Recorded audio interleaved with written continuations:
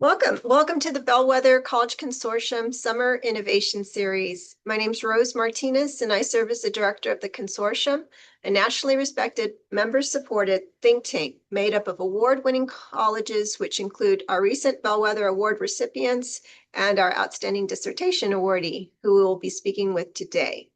It is my pleasure to welcome Dr. Ivan Valdovinos Gutierrez to this BCC taping and to congratulate him on being named the BCC Outstanding Dissertation Award winner for 2026.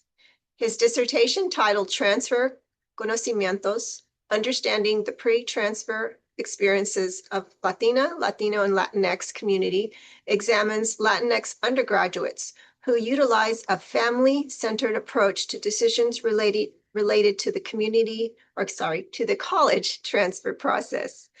Before I delve into the interview with our esteemed guests, permit me to share more about the consortium and its Bellwether Award and Outstanding Dissertation Award competitions. For those of you who may not be familiar with the consortium, BCC is charged with addressing critical issues facing community colleges through applied research and the promotion and replication of best practices. We host the annual Bellwether Award competition for public community colleges in the United States and the U.S. territories. We received numerous submissions, and after a stringent first round of evaluation, only 30 community college programs are invited to join the consortium and to compete in the final round and are awarded the title of Bellwether finalist. Among the finalists, we have 3 winners who are chosen to represent the highest scored innovative programs in one of 3 categories: workforce development, instructional programs and services, and planning, governance, and finance. The final round of the Bellwether Award competition and the Outstanding Dissertation Award winner meet at the Community College Futures Assembly in late February. Today we'll be talking about the Outstanding Dissertation Award competition and its recipient. This competition has grown tremendously in just a few short years. This award bestows recognition to a worthy individual whose doctoral dissertation makes a substantial contribution to the literature and/or practice of community college instruction, governance, or workforce development. The 2027 competition has begun, so the submission portal is open on our website at bellwethercollegeconsortium.com. The deadline to apply is December 1st. That is open to all doctoral students who will be graduating in the 2026 year. And so if you are interested, by all means, participate. So let me talk a little bit about the significance of the Outstanding Dissertation Award. It is a national recognition. We have 1 winner per year. We document the winner through our social media channels, and we invite that winner to present at the Futures Assembly in front of 30 high-functioning teams who are competing for a Bellwether Award. The competition is judged by a national jury of judges with expert knowledge in higher education research and community college issues. And we offer complimentary registration and 2-day accommodations at our hotel, where we host the Futures Assembly in beautiful San Antonio. So again, we encourage all the doctoral students of 2026 to submit their entry if their focus is a community college issue. And with that, I will go ahead and say that we're going to go ahead and introduce our honoree. We are excited to feature Dr. Valdovinos Gutierrez in this series. And again, the purpose of this series is to inspire our community colleges from across the nation to learn from important and exemplary research focused on community college issues. So let's get to our guest. With us is Dr. Ivan Valdovinos Gutierrez. Ivan serves as Director of TRIO Student Support Services at Wenatchee Valley College in Washington State. Ivan received his PhD in education from the University of California, San Diego, a Master of Education Policy and Management from Harvard University, and dual Bachelor of Arts degrees from Washington State University. So he's been on the West Coast and the East Coast, but it is my pleasure to welcome Ivan Baldovinos Gutierrez. So let's go ahead and start with the conversation. Ivan, the first question I have for you is, what was the impetus for studying community college transfer decision-making by this student population? Why were California transfer students of interest? Thank you so much for the introduction, and happy to be here today and share my knowledge related to my dissertation, as well as just my experience in higher education. And so the impetus of my study was really related to my personal experiences working as the director of Trio Student Support Services, and later on director of an HSI STEM grant at another community college here in California. And for people that don't know what these programs are, they're really college access programs that support marginalized students. So for these programs, it was mostly first generation, low income students or people with disabilities. And the purpose of these programs is to help retain the student, graduate them, and then transfer. So I was doing a lot of transfer work within my role as director. And within this role, I met over 100 students every year. My TRIO Student Support Services role required me to serve 150 students every year. And so I was seeing students come in and out of my program, and their end goal was to transfer to four-year institutions. And one particular student really signifies the reason why I chose this topic. And we're going to use his name is going to be Ramiro for the purpose of this interview here. So Ramiro was a second-year student when I first met him, when he first joined my program, Student Support Services. And his end goal was to transfer to a local university to pursue a business degree. During the time that I met Ramiro, he had been at the community college for at least a year, and everything was going pretty smoothly. And then all of a sudden, he started facing challenges. The first big challenge was that his mother had passed away. And so he had to take a quarter off because of his mother passing away. And so then after that quarter, he returned back. And a year later after that, his father was deported. So he was left with no parents to support him in his educational journey. He was living with his parents at the time. And so he went from having two parents to no parents in a span of like a year and a half. And so that really derailed his transfer trajectory. He ended up staying at the community college for 5 years. Um, and that was more than he anticipated, given that most community college transfer journeys are about 2 years if you're not doing like a STEM program, for example. And so when he faced these two challenges and he stayed longer than he expected at the community college, that to me was telling me as a director, what can we do to better support our students who are facing challenges outside of the typical, credits, like the credit stuff, the stuff that we associate transfer with, which is like attaining credits, the prerequisites, and these more like institutional requirements. And obviously his mother passing away and his father being deported were more external challenges that he faced during his journey. And so as a director, I was thinking, what can we do for our students? How can we get to know our students better outside of just academic to support them in this transfer journey? And seeing Ramiro's story and the challenges that he faced in his transfer journey helped me go back to school. It told me that I needed to go back and pursue a PhD to conduct research to better streamline this process. And that's what happened. So I ended up going to my PhD because of and other students that I had and their journeys and their challenges that they faced in the transfer process. I went to get my PhD at University of California, San Diego. And when I was in that program, I came across a report by the Campaign for College Opportunity. In 2021, they published a report that was titled "The State of Higher Education for Latinx Californians." And within that report, I looked at the community college, just their community college report, or the piece of the report that talked about community colleges.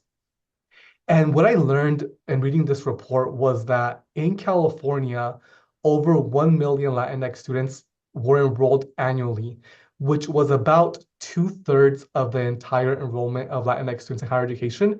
So 2/3 of students were enrolling in community college versus a four-year institution out of high school. And for me, that kind of like shocked me because that's a lot of students, 1 million every year. And when I started looking at transfer rates, I became more shocked.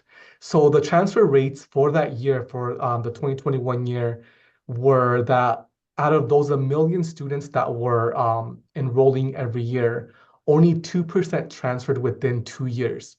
And then at the 4-year mark, it was 17%.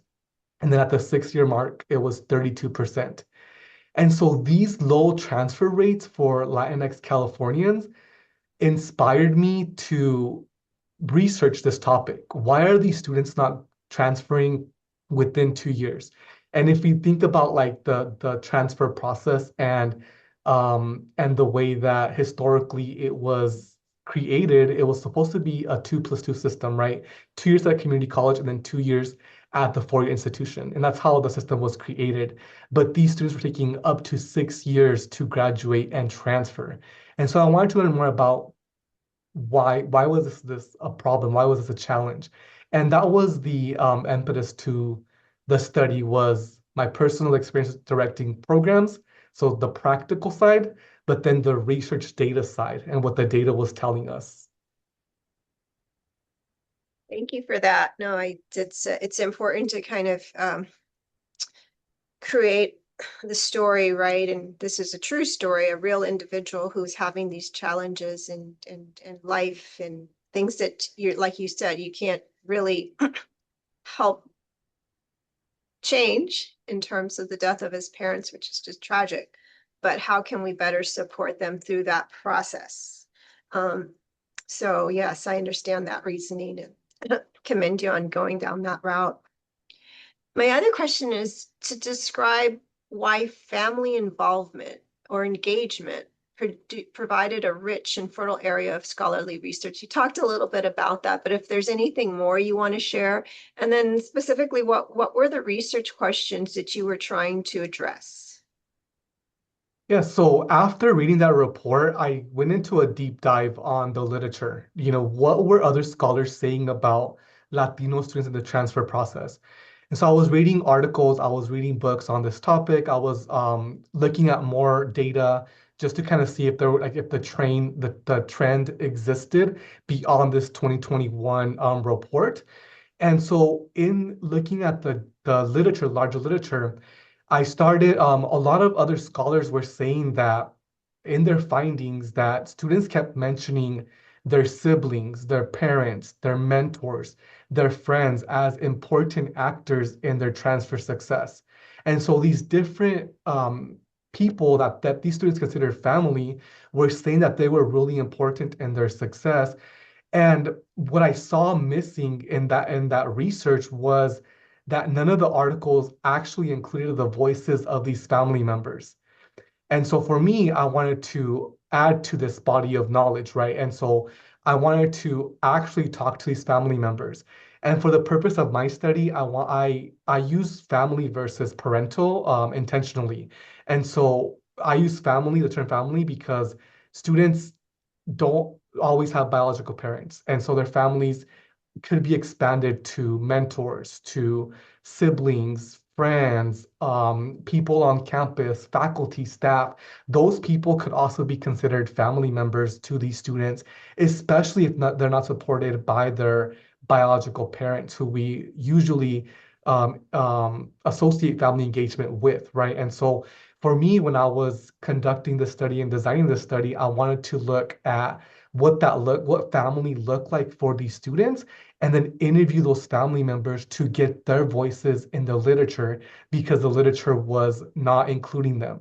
We were hearing from the student participants, they were saying, families are important. This person helped me do, look for information. This person helped me actually apply, submit a financial aid application. They helped me go on campus visits. They went to orientations with me, etc. But we weren't hearing from the families. And so that really helped me tailor my research design, but also my questions. And so one of the big questions that I was asking in my study was how do family members support the transfer aspirations of these students? And then I wanted to also look at how do the students and family members co-construct transfer decisions. So deciding on where they want to apply to, where do they want to submit applications to, and then where do they want to actually attend. And so I wanted to see what does that look like? How do they both work together to really make this decision? Because as I was reading the literature, we know that the Latino community really relies on a collectivist, framework, a collectivist lens. And so they were saying that family members were helping them make these decisions. And so I wanted to see what that looked like in action. And then finally, I also wanted to look at other aspects beyond the institution that contribute to transfer decision making. So I was asking, what role do racial, geographic, cultural, social, political, and familial contexts play in these decisions? So looking at things beyond just credits, because we normally hear about like transfer being you have to take certain credits, take certain prerequisites for certain majors, etc. That's what we normally hear when we're at the school, when we're meeting with counselors, etc. We make educational plans, etc. But there's more to just educational planning and credit attainment to the transfer process. And so I wanted to look at these different aspects of transfer that the literature was not talking about. No, that's great. That's really important. Tell me more about the barriers you did observe most frequently that prevented the Latinx students from transferring from the 2-year to the 4-year based on the questions you had. This is a great question, just because there's a lot of challenges to transfer. So what I think the biggest challenge that I noticed was that the transfer process is not streamlined enough. There's a lot of work out there from like different states, nationally, that where they created different pathways, right? Here in California, we have direct transfer agreements, and I'm sure other states maybe have this as well. I know Washington State has one that has agreements as well, and that's a more policy-oriented solution, right? And so that's great for certain students, right? And so I think the biggest barrier that I noticed in not only the findings, but just in general reading the literature is the streamlined process. It's not a streamlined process. When we think about transfer, we're working with different institutions, right? We have our community colleges. That's a different system than the four-year universities. And even within the four-year universities, we have different layers or different types, right? And here in California, we have the California State University system, which has a different transfer pathway, different transfer process. We also have the University of California system, which has an entirely more competitive pathway, and it looks a little different from the CSU system. And then we also have the private system, right? And so there's so many systems in play here. And so the challenge is streamlining the systems when every school has different requirements, different prerequisites. We have different majors in play. And so that's the biggest observation that I made. And I think that in terms of possibly creating a solution is really having these different systems talk to each other. Because right now, what I hear from students at the community college level is that they're getting different communication from their community college and the schools they want to transfer to. So I would say the biggest barrier would be largely that these two systems are not talking to each other, and it's confusing the student. So this systems misalignment is critical. And you're right, it happens all across this nation, not just in California. It is a big issue, and that is why we felt like your dissertation was definitely one that deserved the highest honor. Tell me about what forms of institutional support you thought through your research were most critical to aiding these prospective transfer students with their decision. And then if you could provide an example or two of the most significant types of family engagement your study revealed. Yeah, so I'm going to start with just the examples, because I think that's going to lead into the support. So for family engagement, the two biggest types of support that I that I noticed and that students were saying and the family members were saying were really the first one is what I termed knowledge brokers, and what all the other scholars have talked about, or the definition of this knowledge brokers from other scholars is an individual who facilitates the exchange of information, expertise, and ideas about the transfer process or education in general. And obviously, in my case, it's transfer process. And what this looks like is family members either gathering information for the student. So one example could be that they maybe have a coworker at their work who either went to college and they want to pick their brain. So asking this colleague at their work, how did you transfer, or tell me about your experience in higher education, or if their daughter or son or family member transferred, what did that look like? And so the family member is really gathering information from this colleague that they can share with their own child or their own student, right? So that's one way that we see knowledge brokers or these family members serving as knowledge brokers. Another way that we see these family members serve as knowledge brokers is going to the schools to get information, to what's the word? To or go with their student to go kind of like to get information or to go to an appointment, to meet with the counselor, etc. And so they're looked at more as support and advocating for the student. So instead of the student going by themselves, they're learning the process themselves. So they're like still they're learning the transfer process themselves. And sometimes they're scared of talking to four-year institutions or scheduling an appointment with a counselor or financial aid officer, etc. And so the family members goes with them to the institution as support, as an advocate, to be a second set of ears, to ask questions the student might not be able to, or that are either afraid to ask or maybe don't know what to ask. That family member is there to support in that sense. And typically I see what I heard from the students and the family members, it was mostly a sibling who had either transferred the year before, a couple years before, or a family member who either works at a four-year institution who was able to help them navigate higher education, asking the right questions, going to the proper offices, etc. And so those are some ways that I saw the knowledge broker theme in my study. The other form of support from family members was ánimo. And ánimo we hear a lot in the Latino community. And for the purpose of this study, the definition of ánimo was emotional support and encouragement. And sometimes we often overlook this emotional support and encouragement, just encouraging a student. And we don't see it as a traditional form of engagement, right? Family engagement. Typically, we hear family engagement as someone physically going to the campus and supporting their student, right? We see that in like K through 12 when we go to parent-teacher conferences or when we go and go to their science fairs, etc.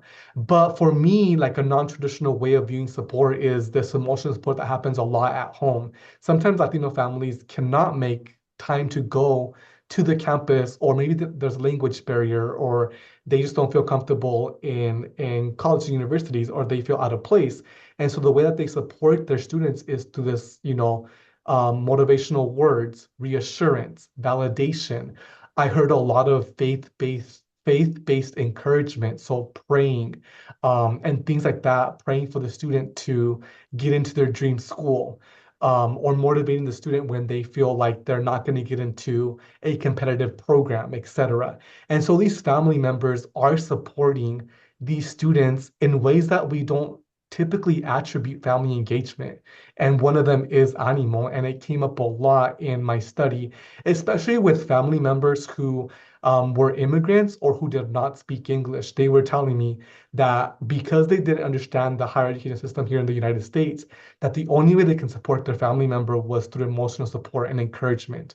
And so a lot of the immigrant, mostly mothers in my study, used ánimo as a form of support. In terms of what community colleges could do to better support family engagement in their at their community colleges, I would say one of the biggest things that came out of the findings and what I was hearing from the family members was that they weren't being acknowledged. And so a tip that I would have and advice that I would have for community college is to really think about how you partner with these family members and partnering in terms of communicating with them and asking them what are their needs and how can we as community colleges support those needs? How can we incorporate you more into our systems, into our structures versus just us community college administrators just thinking that we know what they want. And something else that I did hear from these family members, they want to be included throughout the entire process, not just 1 or 2 times per year. Typically, we see family engagement happening at 2 different points. At the beginning of the year during like orientations or like welcome back events, and then at the end when we're celebrating the student, right? And so we're missing a huge gap of the academic year where we're not including family members. And these family members are saying that they want to be included. And so I challenge community colleges to really think about how can we include family members at different points in educational journeys, specifically the transfer process, and not just the beginning or the end of the academic year. And the second thing in terms of institutional support is providing students with environments where they feel at home, right? Bringing this home environment where they feel validated and encouraged to continue the transfer journey, to continue to apply to institutions, to support them in those applications, and to help them decide what is the best option in terms of transfer institution based on their needs, based on their major, their career aspirations, etc. Wow, that was a lot, but that was all good. So what I heard you say is family members as knowledge brokers, right? So you have this group of people actually going through the process of learning what transfer is about. It's not that one student. And I find that very revealing as a first gen myself, because you're right, my brothers, I had 5, they all kind of shared, and not all of them went to college, but they all shared what they knew. Secondly, yes, your siblings. So what you're getting at is this trusted group of people, whether it's family or coworkers, but there's somebody that they trust enough to make the leap to say, I'm going to ask the question. I may sound ignorant. I may sound like I don't have all my information. And that, as we all know, when we get into that environment, that's scary. That's our vulnerabilities coming out. So as a parent, that's that's very important. You also say going to the school, and we all go. I mean, even as someone who's gone to college, right? Those are very intimidating places. Finding parking, number one, right? Is like, where do I park? Which building do I go to? They all look the same. They all look the same. So I laugh when I go onto campuses because I think about my mother or father having to maneuver this. And I think that's one thing we all need to do is just put the lens on as somebody who has never been here. Never, ever, ever could they make heads or tails of where they needed to go. And the third thing is animo, exactly, that emotional support. Right, like sometimes parents don't want to go to that environment because they don't know how they're going to maybe be how they're going to respond, or if there's a language barrier, right? So they encourage their child because they want them to get to higher education. They just not sure what role they should play, but they want to make sure that that child is brave enough to take those steps. I think all of those are just, wow, key, and every college should really, really, really reflect on that. And then what community college should do in terms of what we can do as better, where I believe all of those things you mentioned, we should still try to find a way to address them, but acknowledging the family member. And you're right, it's usually the orientation and graduation.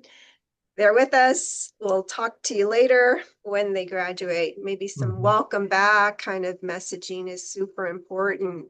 And then the environment, feeling like home, because so much of us are home-based individuals. That's the community. We meet on Sunday, right, for family dinner or whatever. There's something about that is safe to us. And how do we translate that into another environment? Yes, it'll be different, but some sense of similarity is always helpful. Those are really important. I like that. So what are there aspects of the Latinx family decision-making that you studied using your terms or found that you feel were unrecognized or misunderstood in their value to a student's transfer choices? I mean, you talk a little bit about that, but is there anything more you want to share? So I think one of the biggest findings, and we see this a lot in the literature that I was reading as well, but that we don't really take action on, especially me working as an administrator for the last 8 years at different institutions in California and Washington State. We overlook the place and geographic proximity and how much that um, shapes transfer decisions. And so what I mean by that is um, where you transfer to, whether it's moving away from home, staying close to home, that's a huge decision maker. And what comes out a lot in the literature that you read, and also in this study, I have a whole theme about place and geographic proximity and how that shapes these transfer decisions.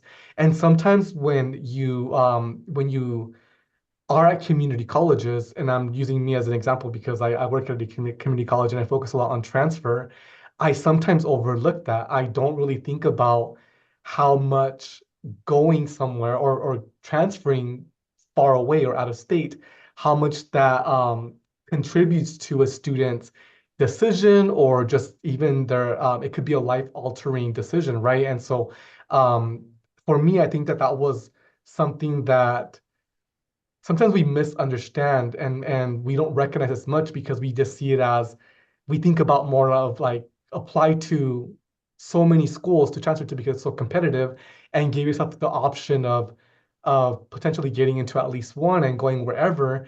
And sometimes these students, they are really, place bound, right? They cannot leave San Diego County in this case, right, for the study. They cannot leave San Diego County for whatever reason, either family reasons or for other reasons, right? And so sometimes we overlook that. And as practitioners, we don't really take time to think about the implications of telling the student to apply to every school in California or every UC, every CSU, and we don't think about the implications of possibly someone moving to Northern California versus staying in Southern California. And so I think that's one of the things that, for me, based on the findings of the study, that um, we misunderstand a lot is the implications of place.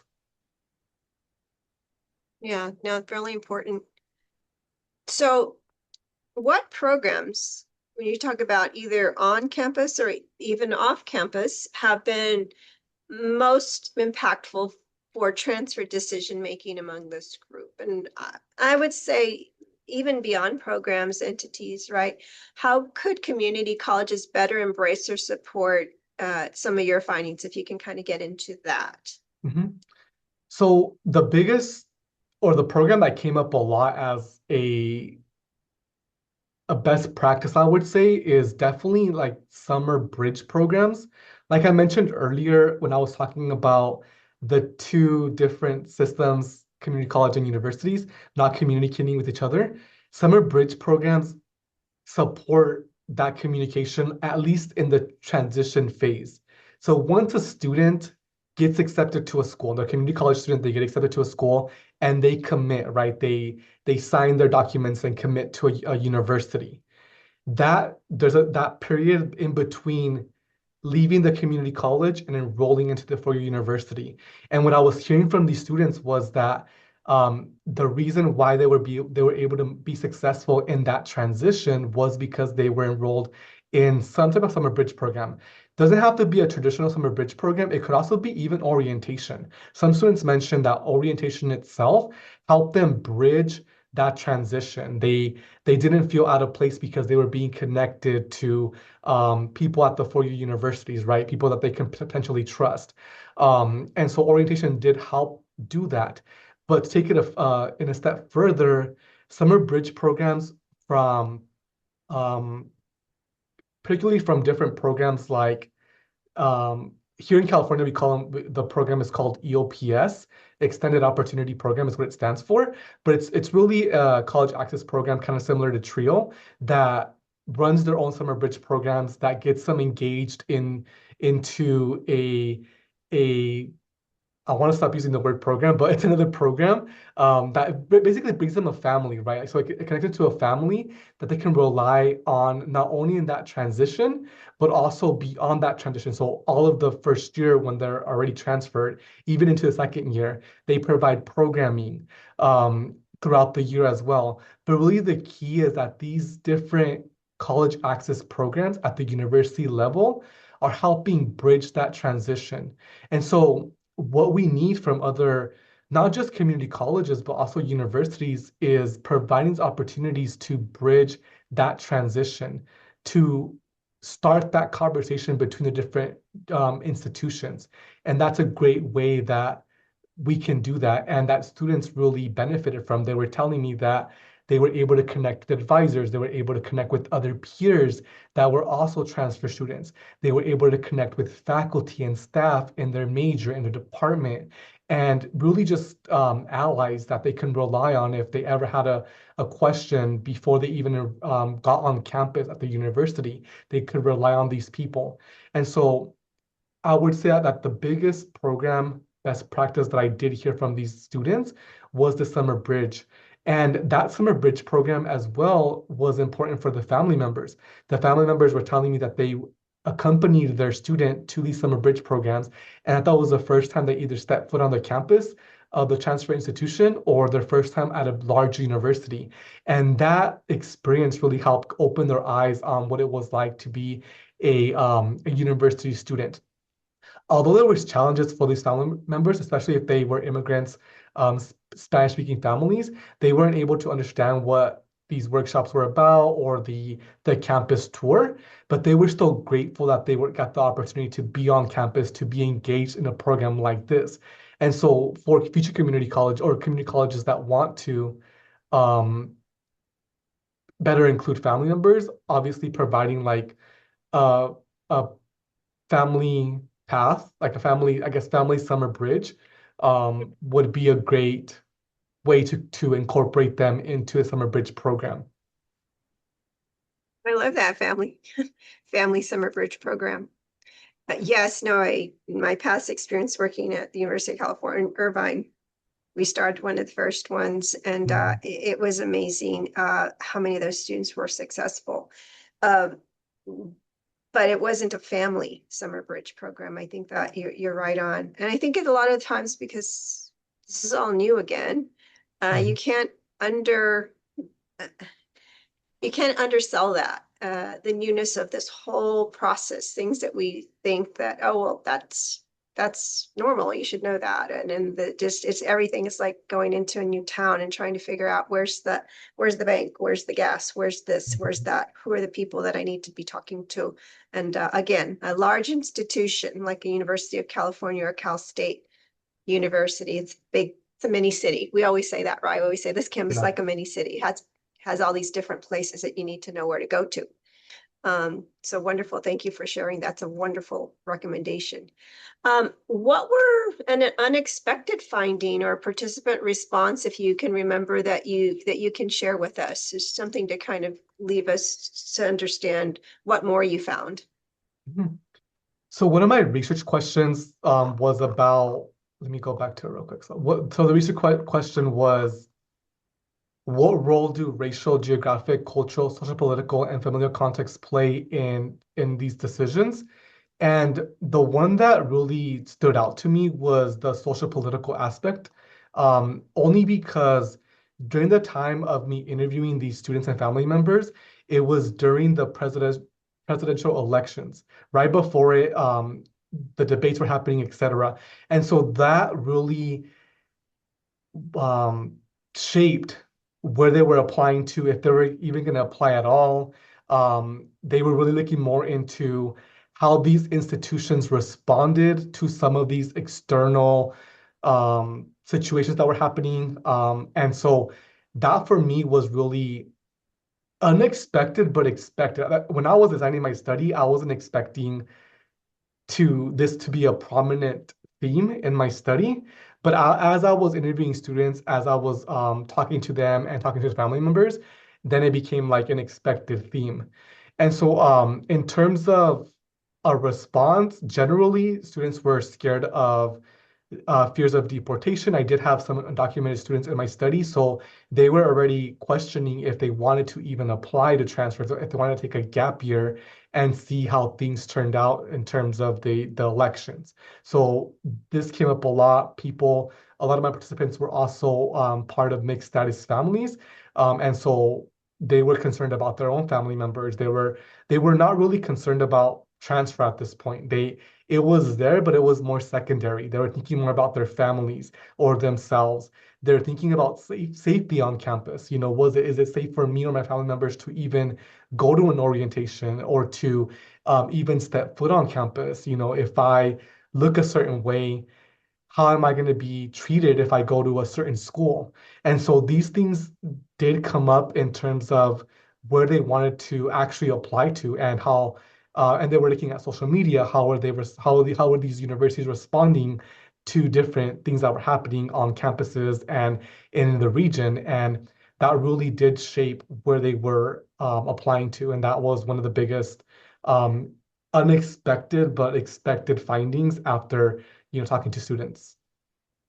That's really important to point out, because oftentimes we think of campus safety as robbery, burglary, but this is a Mhm. campus safety issue that went beyond that. And I think the inclusion factor too, right?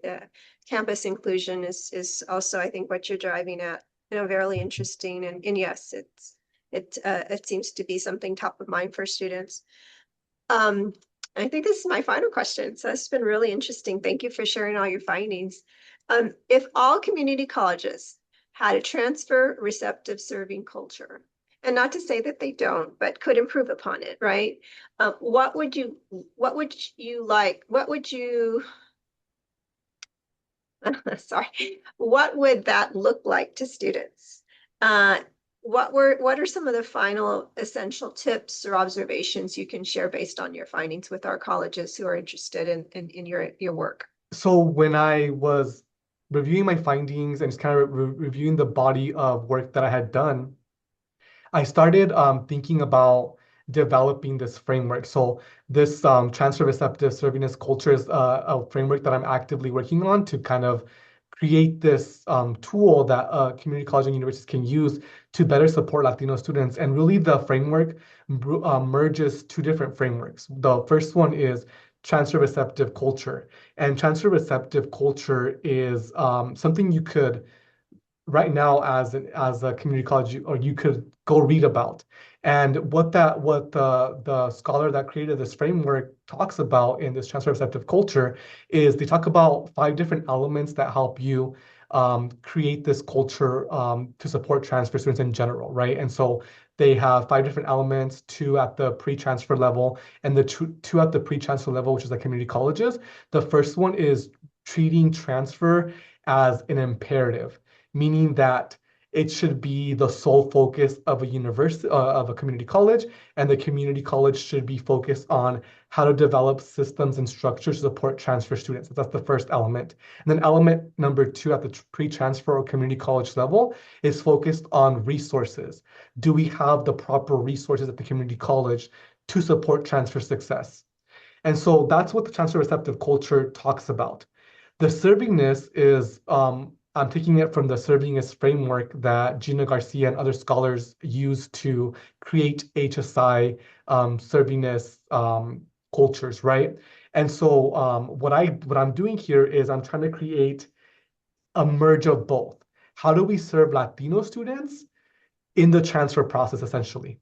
And so within the findings of the study, what I would recommend in the early creation of this transfer receptive servingness culture framework is 3 different ways that you can start really serving Latino students.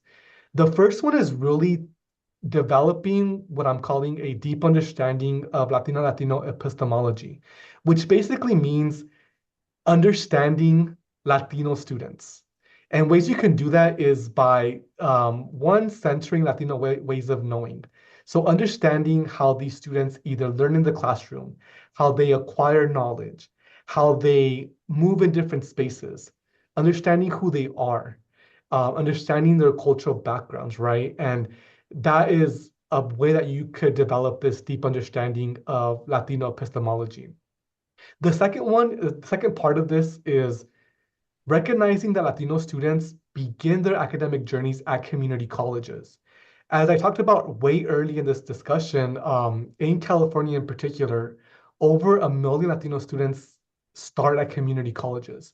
That's over 2/3 of the higher education population in California. And so, as practitioners, as institutions, we need to recognize that that these students start at community colleges. And we need to utilize that information to really establish different practices. The other one is centering their lived experiences. So to develop a deep understanding of Latino epistemology, we need to understand what these students are going through beyond just academics, right? I talked about social political aspects, how immigration policy and social political experiences are shaping transfer decision making. I talked about place, right? How does geography shape decisions? I talked about family. How does family shape decisions, right? And so we have to center these lived experiences. And the way that we do that is by understanding who they are. We have to also acknowledge the collectivist culture. In my study, the premise of it was really understanding how Latino families and students work together to make decisions and to achieve transfer success. And so doing these different things can help you develop this deep understanding of who Latino students are. And that's one element of transfer receptive servingness culture. The second element is to unapologetically serve these Latino transfer students. And what I mean by that is, as community colleges, we should be developing ecosystems to support transfer success. That means providing transfer center, using the transfer center as a hub to provide workshops, events. We need to also have faculty allies, other administrators, other staff members as allies to support Latino transfer students. We need to also operationalize equity. So instead of thinking of equality and serving all students, we need to make time to also think about what barriers are Latino students facing and how can we address those barriers. And so we need to really think about how to operationalize the equity part as it pertains to Latino transfer success.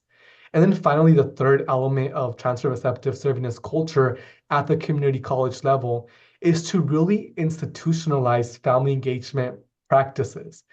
The premise of my study here was to include family members in this process because these students were saying that family members were important to their transfer success. And so for us to really create this transfer receptive servingness culture to support Latino students is we need to partner with family members and honor these family members' capital, right? They bring a lot of knowledge and experience, and they know their students the best, right? They grew up with these students. They yeah, they've been with them their whole lives, right? And so, or the majority of them have been there with these students their whole life. So they know the student best. And so we need to pick these families' brains and work with them to design our practices, our summer bridge programs, our workshops.